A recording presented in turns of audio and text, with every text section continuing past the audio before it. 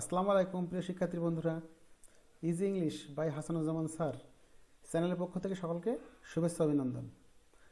আজকে আমি ইংরেজি বিষয়ের ট্রান্সফরমেশন অফ সেন্টেন্স অধ্যায়ের প্র্যাকটিস অংশ নিয়ে আলোচনা করব। মাধ্যমিক পর্যায়ের সকল শিক্ষার্থীদের জন্য ক্লাসটি অতীব জরুরি। আজকে আমরা দেখব একটা প্রশ্ন কীভাবে সমাধান করতে হয়। ওকে, তাহলে আমরা কথা না বাড়িয়ে মূল আলোচনায় যাই। এখানে আমরা দেখছি read the following text and change the sentences as directed, অর্থাৎ নির্দেশিত অংশে রূপান্তর করো। এখানে আমরা দেখছি যেমন নেগেটিভ করতে হবে বাক্যটাকে, এই বাক্যটাকে ইন্টিগ্রেটিভ করতে হবে। কেমন? তাহলে আমরা প্রথম তো শুরু করি। The boy is always punctual, এই বাক্যটিকে নেগেটিভ করা লাগবে। তাহলে নেগেটিভ করতে হলে আমরা যদি বাক্যের মধ্যে কোথাও অলওয়েজ থাকে, তাহলে নেগেটিভ করতে গেলে আমরা সেখানে অলওয়েজের পরিবর্তে নেভার ব্যবহার করি এবং পরবর্তী যে অ্যাডজেক্টিভ থাকবে তার বিপরীত শব্দ ব্যবহার করি। তাহলে আমরা এটাকে যদি নেগেটিভ করতে চাই কি লিখব? দ্য বয় ইজ অলওয়েজ মানে never. Okay, the boy is never punctual, বিপরীত শব্দ লেট। ওকে, লেট বা আনপাংচুয়াল। আমরা যদি লেটের বিপরীত শব্দ আনপাংচুয়াল ব্যবহার করতে চাই তাও কিন্তু রাইট। ওকে, তাহলে প্রথম প্রশ্নটা ছিল the boy is always punctual, এর নেগেটিভ শব্দ কী হলো? দ্য বয় ইজ অলওয়েজ থাকলে কী করি আমরা? নেভার ব্যবহার করি। নেভার পাংচুয়ালের বিপরীত শব্দ লেট অথবা unpunctual. Okay, next, everybody wants to be happy, integrative করতে হবে। আমরা জানি বাক্যের মধ্যে যদি এভরিবডি এভরিওয়ান থাকে তাহলে ইন্টিগ্রেটিভ করতে গেলে এভরিবডি এভরিওয়ান এর জন্য হু ডাজ নট ব্যবহার করি। কী ব্যবহার করি? হু ডাজ নট। এবং হু ডাজ নটের পরে মেন ভার্বের প্রেজেন্ট ফর্ম, অর্থাৎ যেহেতু ডু ডাজ ডিড এরপর ভার্বের প্রেজেন্ট ফর্ম যায়, তাহলে ওয়ান্টস কথাটার প্রেজেন্ট ফর্ম কি? ওয়ান্ট। তাহলে who does not want to be happy. Okay, এবং লাস্টে প্রশ্নবোধক চিহ্ন, যেহেতু ইন্টিগ্রেটিভ করছি আমরা তাহলে প্রশ্নবোধক চিহ্ন। আমরা আবার দেখি প্র্যাকটিসটা। Everybody wants to be happy, প্রত্যেকে চাই সুখী হতে। তাহলে এই যে এভরিবডির জন্য আমরা হু ডাজ নট ইউজ করলাম এবং হু ডাজ নটের পরে পরবর্তী ভার্ব অবশ্যই প্রেজেন্ট ফর্ম যাবে, তাহলে ওয়ান্ট দিলাম। বাকি অংশ টু বি হ্যাপি, লাস্টে প্রশ্নবোধক চিহ্ন। কেমন? C number, the bird is very nice, পাখিটি খুব সুন্দর। একে এক্সক্লেমেটিভ করতে হবে। আমরা কোনো অ্যাসার্টিভ বাক্যকে যদি এক্সক্লেমেটিভ করতে চাই, বাক্যের মধ্যে যদি শুধু ভেরি থাকে তাহলে আমরা হাউ দিয়ে শুরু করি। কী করি? হাউ দিয়ে শুরু করি। আর শুধু ভেরি না থাকে যদি এ ভেরি থাকতো আমরা হোয়াট এ অথবা হোয়াট অ্যান দিয়ে শুরু করতাম। কেমন? তাহলে এই ভেরির জন্য হাউ এবং হাউর পরবর্তী শব্দটা লাস্ট অংশ হিসেবে আমরা বসিয়ে দেবো। তাহলে হাউ নাইস, ফার্স্ট অংশ কি? দ্য বার্ড ইজ, এবং এখানে আমরা কি করব? অবশ্যই এক্সক্লেমেটিভ চিহ্ন ব্যবহার করব, যেহেতু আমরা এক্সক্লেমেটিভ করতে বলেছি আমাকে। তাহলে how nice the bird is, complete. Okay, 4 number, we made him captain, integrative করতে হবে।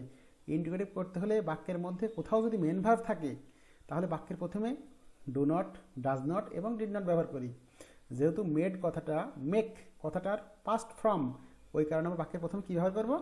ডিডেন্ট। ওকে, আমরা কী ব্যবহার করব? Didn't. Didn't plus subject, didn't we. যেহেতু আমি পূর্বে বলেছি do not, does not, did not, do does did যেখানে প্রেজেন্ট ফর্ম সেখানে, ঠিক এখানেও কিন্তু তাই। এখানে যেহেতু বাক্যে ডিড আছে আমরা কি করব? মেড কথাটার প্রেজেন্ট ফর্ম মেক করব। কেমন? তাহলে don't we make him captain. লাস্টে একটা প্রশ্নবোধক চিহ্ন। E number, what a wonderful, এই যে কিছুক্ষণ আগে বললাম এ ভেরি থাকলে আমরা হোয়াট এদি করি, তাহলে কি করি? এক্সক্লেমেটিভ সেন্টেন্স করি। এখানে যেহেতু এটি এক্সক্লেমেটিভ সেন্টেন্স দেওয়া আছে, করতে হবে অ্যাসার্টিভ, তাহলে হোয়াট এ থাকা মানেই অবশ্যই বাক্যের মধ্যে এ ভেরি বসবে। কি বসবে? A very. আর করতে বলেছে অ্যাসার্টিভ সেন্টেন্স, আমরা জানি অ্যাসার্টিভ সেন্টেন্স মানেই সাবজেক্ট দিয়ে শুরু হয়, তারপরে ভার্ব থাকে। তাহলে এই বাক্যের what a wonderful girl she is, এই বাক্যে কিন্তু she subject, is the verb. তাহলে আমরা যখন অ্যাসার্টিভ করবো বাক্যের প্রথমে কী দেবো? শি দেবো। ভার্ব কি? Is, she is. এবং যেহেতু এ ভেরি আছে, সরি হোয়াট এ আছে, তাহলে আমরা কী দেবো? A very. তাহলে she is very wonderful, wonderful girl.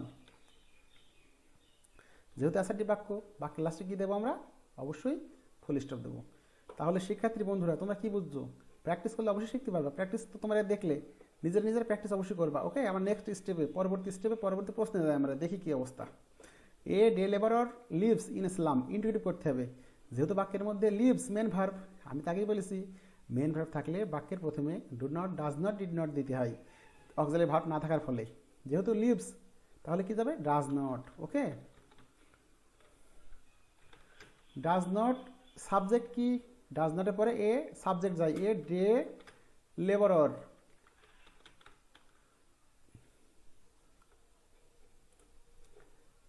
A day labourer. Okay, do does did যেখানে প্রেজেন্ট ফর্ম সেখানে, তাহলে আমরা কি করব? লিভ দেব। আর বাক্য অংশ কি? In a slum. ওকে, তাহলে a day labourer lives in a slum, একে ইন্টিগ্রেট করলে doesn't a day labourer live in a slam.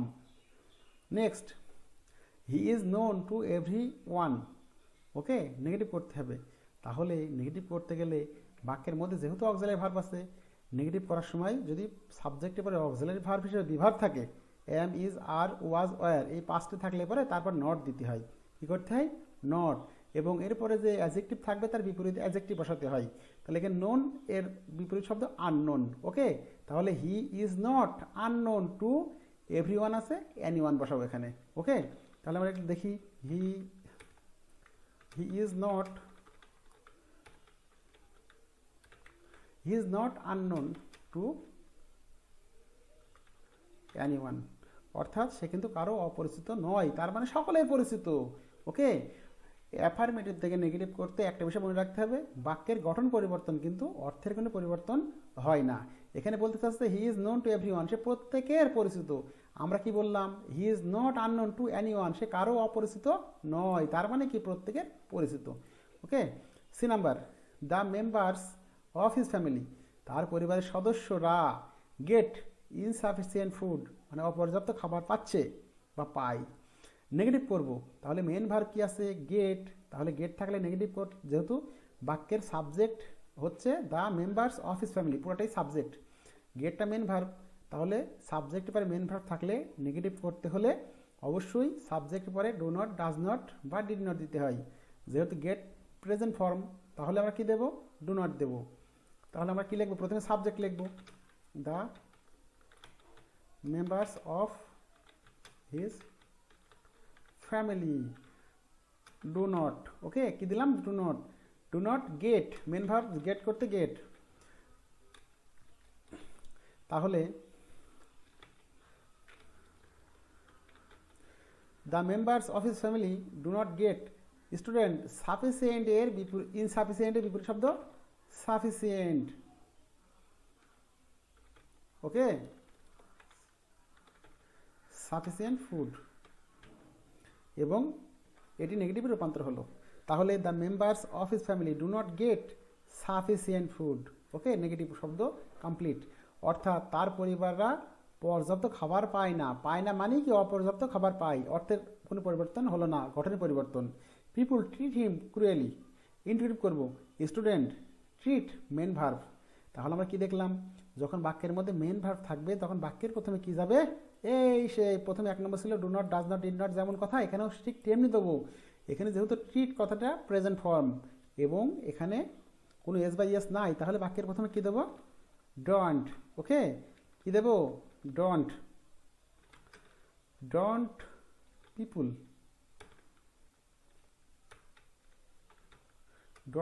Treat হিম ক্রুয়েলি। ওকে, লাস্টে প্রশ্নবোধক চিহ্ন। 4 number, should we have, affirmative করতে হবে। কি করতে হবে? অ্যাফার্মেটিভ, হ্যাবোধক। তাহলে স্টুডেন্ট এখানে যেহেতু বাক্যের প্রথমে শুড আছে, তাহলে শুডটা যদি আমি সাবজেক্টে পরে দিই তাহলে তো অ্যাফার্মেটিভ হয়ে যায়, তাই না? তাহলে we should have soft feeling for him, affirmative. এখানে কিন্তু একটা বিষয় অবশ্যই বলা প্রয়োজন, এখানে যেহেতু প্রশ্নটি আছে ইন্টিগ্রেটিভে, এখানে যদি অ্যাফার্মেটিভ না বলে যদি অ্যাসার্টিভ বলতো তাহলে কিন্তু অ্যাফার্মেটিভ না বলে যদি অ্যাসার্টিভ বাক্য বলতো তাহলে আমরা কিন্তু শুডের পর এখানে একটা নট ইউজ করতাম। কি ইউজ করতাম? নট। শুধুমাত্র হ্যাঁ বোধক বলার ফলে আমি কিন্তু সেই নটটা আর ইউজ করতে পারছি না। কেমন? আমরা এখন নেক্সট স্টেপে যাব, দেখব কেমন অবস্থা কি আছে। Truthfulness is one of the greatest virtues of man. Indicative করতে হবে। স্টুডেন্ট, এই যে অক্সিলারি ভার্ব ইজ, আমরা জানি কোনো অক্সিলারি ভার্ব যদি বাক্যের মধ্যে থাকে, অক্সিলারি বিভার্ব, তাহলে তাকে বাক্যের প্রথমে দেওয়া লাগে। কেমন? তাহলে আমরা কী করবো এখানে? ইজের সাথে যেহেতু নট নাই, তাহলে নট দেব। অর্থাৎ অক্সিলারি ভার্ব বাক্যের প্রথমে দেওয়ার সময় অবশ্যই মনে রাখতে হবে প্রশ্নটি যদি হ্যাঁ বোধক হয়, তার স্টেটমেন্টটি যদি অ্যাসার্টিভ হয়, তাকে অবশ্যই নেগেটিভ দিয়ে ইন্ডিকেটিভ করতে হয়। তাহলে ইজেন্ট, সাবজেক্ট কি? ট্রুথফুল। তাহলে isn't truthfulness, isn't truthfulness one of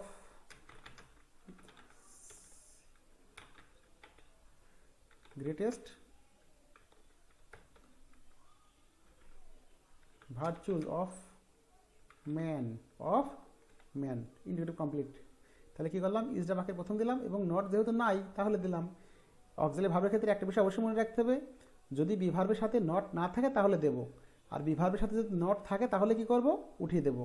অর্থাৎ শর্টকাটে বলতে গেলে থাকলে দেব, না থাকলে উঠিয়ে দেব। থাকলে দেব, না থাকলে দেব, থাকলে উঠিয়ে দেব। যেহেতু নাই তাহলে দেব, আর এখানে থাকলে কি করতাম? উঠিয়ে দিতাম। Okay, next, a truthful person is always liked by us. Negative করতে হবে। তাহলে কি দেখলাম? এই যে অলওয়েজ যখন থাকবে তার জন্য নেভার। তাহলে a truthful person is never liked বিপরীত শব্দ কি? Disliked by us. ওকে, তাহলে a truthful person is never dislike by us. Okay, তাহলে এটা আমরা কমপ্লিটলি কি করলাম? এই truthful person is never dislike by us, এটাকে নেগেটিভ করলাম। এখানে যেহেতু আগে আবার বলে রাখি, এখানে যেহেতু অলওয়েজ আছে, কোনো অ্যাফার্মেটিভ বাক্যে যদি অলওয়েজ থাকে নেগেটিভ করতে হলে এর জন্য নেভার ব্যবহার করতে হয়, এবং এর পরের যে অ্যাডজেক্টিভ থাকে তার বিপরীত শব্দ। এখানে যেহেতু লাইকড, এর বিপরীত শব্দ কী হবে? Disliked. Okay, next, everybody believes a truthful person. Everybody believes a, এখানে যে বিলিভস কথাটা কি? মেন ভার্বের সাথে এস বাই এস নাই? এস বাই এস আছে অবশ্যই। এস বাই এস যখন থাকবে এবং মেন ভার্ব এটা, এস বাই এস থাকলে বাক্যের প্রথমে আমরা কি দিই? ডাজেন্ট দিই। Okay, doesn't everybody, doesn't everybody believe a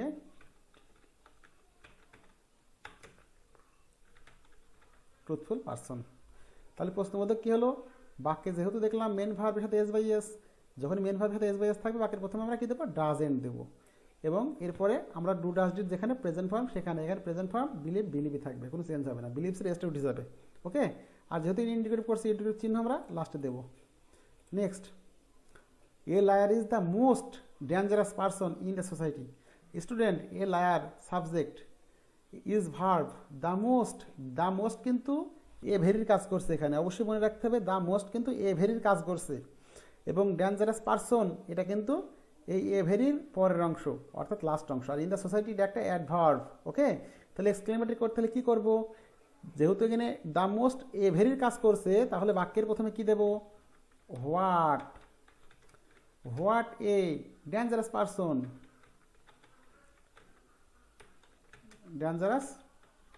person, ওকে, তাহলে what a dangerous person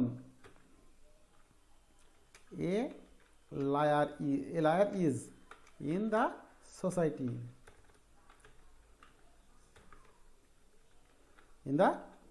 society, তাহলে লাস্টে একটা এক্সক্লেমেটরি চিহ্ন বসবে, যেহেতু এক্সক্লেমেটরি সেন্টেন্সে রূপান্তর করছি আমরা। কেমন? তাহলে আমরা আবার বলি একটু বিষয়টা। A liar the subject, is the verb, are the most কথাটা কিন্তু এ ভেরির কাজ করছে। এ ভেরির কাজ করার কারণে আমার বাক্যের প্রথমে কী দেবো? হোয়াট এ বাই অ্যান দেবো, এবং দ্য মোস্টের পরের অংশ ডেঞ্জারাস পারসন এখানে বসিয়ে দেব। এবং ইন দ্য সোসাইটি যদি মনে করি আমি এখানে ইন দ্য সোসাইটি কথাটা অ্যাপ্লাই করবো, করতে পারি। আবার যদি মনে করি লাস্টে দেবো, তাও দিতে পারি, no problem. Okay, we should not tell a lie even in the time of danger, একে অ্যাফার্মেটিভ করতে হবে। কী করতে হবে? অ্যাফার্মেটিভ। স্টুডেন্ট, আমরা যদি অ্যাফার্মেটিভ করি সেখানে কিন্তু নট কথাটা প্রয়োগ রাখা যাবে না। ওকে, তাহলে উই শুড স্পিক, টেল মানে কি? বলা। আচ্ছা, আমরা যদি অ্যাফার্মেটিভ করতে চাই, উই শুড স্পিক অথবা টেল, উই শুড টেল, টেল রাখলাম, we should tell the truth is, এই যে এখানে লাই কথাটা বিপরীত শব্দ কি? যেহেতু হ্যাবোধক করবো তাহলে বিপরীত শব্দ দেওয়া লাগবে। তাহলে we should tell the truth,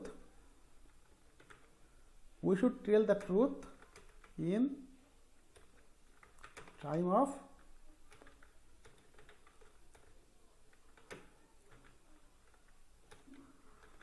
danger. আমরা একটু দেখি, we should not tell a lie, আমাদের মিথ্যা বলা উচিত নয়, বা আমরা মিথ্যা বলবো না, even in the time of danger, এমনকি বিপদের সময়ও, অর্থাৎ এমনকি বিপদের সময়ও আমরা মিথ্যা বলবো না। তাহলে এখানে আমরা লক্ষ্য করি তো, we should tell the truth, আমরা সত্য কথা বলবো, even in the time of danger, বিপদের সময়ও।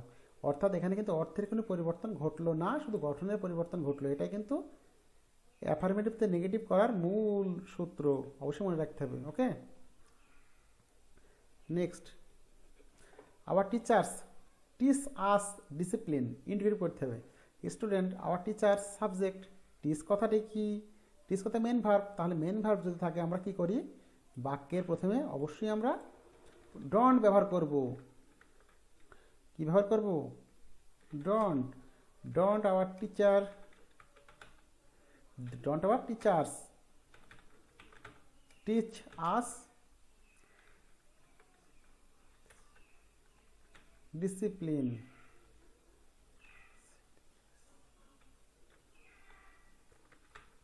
ওকে, ডিসিপ্লিন একটা প্রশ্নবোধক চিহ্ন লাস্টে। তাহলে যেহেতু এখানে যেহেতু মেন ভার্ব আছে, মেন ভার্ব থাকলে আমার বাক্যের প্রথমে ডন্ট দেব। ওকে, তাহলে ডন্ট দেওয়ার পর অবশ্যই মনে রাখতে হবে, ডন্ট দিলে বাক্যের কোথাও কোনো পরিবর্তন হয় না। যখনই ডন্ট দিলাম, এবার কি করবো? পুরা সেন্টেন্স যা যেখানে আছে সব বসিয়ে দিলাম। আওয়ার টিচার্স, এখানে কিন্তু আর টিচেস কথাটি যাবে না। ওকে, টিচার, তাহলে don't our teacher, don't our teacher, sorry, don't hour teachers teach us discipline. Okay, complete. Next, maintaining discipline is essential in every spare of our life, negative করতে হবে। এই যে অক্সিলারি ভার্ব বি ভার্ব হিসেবে is আছে পাঁচটা, অ্যাম, is are ওয়াজ আর, এই পাঁচটার মধ্যে একটা থাকলে পরে তারপর নট দিয়ে এর বিপরীত শব্দ প্রয়োগ করতে হয়। নট প্লাস বিপরীত শব্দ, তাহলে এসেনশিয়ালের বিপরীত শব্দ কি? In essential. সব কিছু ঠিক থাকবে, শুধুমাত্র ইজের পরে নট দেবো এবং এসেনশিয়ালের বিপরীত শব্দ in essential. Okay,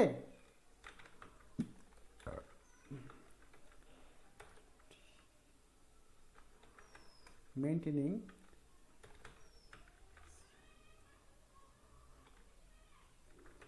discipline is, এই ভাষা নট প্লাস এসেনশিয়াল বিপরীত শব্দ কি?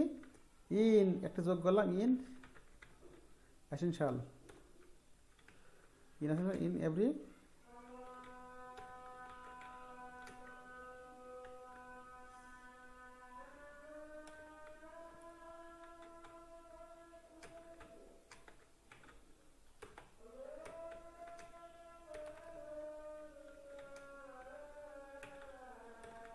Of our life. Okay student, তাহলে কি দেখলাম? এখানে মেইনটেইন ডিসিপ্লিন ইজ এসেনশিয়াল, এখানে is not in essential, in every spare of life, negative. Okay, complete. That teachers are respected everywhere, negative করব। এখানেও তো আর দেখতে পাচ্ছি আর আছে কি না? তাহলে আর পরে নট দেবো, তাহলে the teachers are not respected, সম্মানিত হয়। আচ্ছা, আমরা রেসপেক্ট কথাটার বিপরীত শব্দ হিসেবে আমরা জানি রেসপেক্ট কথাটার বিপরীত শব্দ ডিসরেসপেক্ট। ওকে, তাহলে আমরা কি করব? C number, teachers are not disrespected everywhere. Okay, তাহলে teachers are not disrespected everywhere. Next 4 number, sorry D number, a good student always learn something from teacher. Integrative করবে কিন্তু স্টুডেন্ট, এই যে লার্নস মেন ভার্ব কিন্তু এখানে কি আছে, main verb learns. তাহলে যখন লার্নস মেন ভার্ব আছে বাক্যের প্রথমে অবশ্যই আমার কি দেওয়া লাগবে, ডাজেন্ট, যেহেতু মেন ভার্বের সাথে এস বা ইএস আছে। Doesn't A good student always learn something from the teachers, লাস্টে একটা প্রশ্নবোধক চিহ্ন। ওকে, সর্বশেষ প্রশ্ন number E number, every child should follow the পথ অফ ডিসিপ্লিন অ্যান্ড মরালিটি। কী করতে হবে, ইন্টিগ্রেটিভ করতে হবে। স্টুডেন্ট এখানে ইন্টিগ্রেটিভ করতে গেলে অবশ্যই মনে রাখতে হবে, যেহেতু বাক্যের মধ্যে শুড আছে, শুড একটা মরাল অক্সিলারি, তাহলে বাক্যের প্রথমে কি দেব, শুডেন্ট, শুডেন্ট। ওকে, শুডেন্ট, তারপর কি দেব, সাবজেক্ট দেব, সাবজেক্ট হচ্ছে every child, every child, shouldn't every child follow, follow the পথ অফ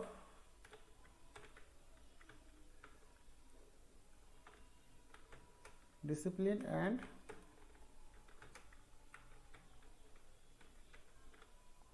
মোরালিটি। কেমন, যেহেতু এটা প্রশ্নবোধক তাহলে আমাদেরকে অবশ্যই প্রশ্নবোধক চিহ্ন অ্যাপ্লাই করা লাগবে বাক্যের লাস্টে। তাহলে শিক্ষার্থী বন্ধুরা তোমরা কি দেখছো, ইন্টিগ্রেটিভ কিন্তু ট্রান্সফরমেশন অফ সেন্টেন্স খুবই সহজ, শুধু প্র্যাকটিস করবা অনুশীলনগুলা এবং দেখবা।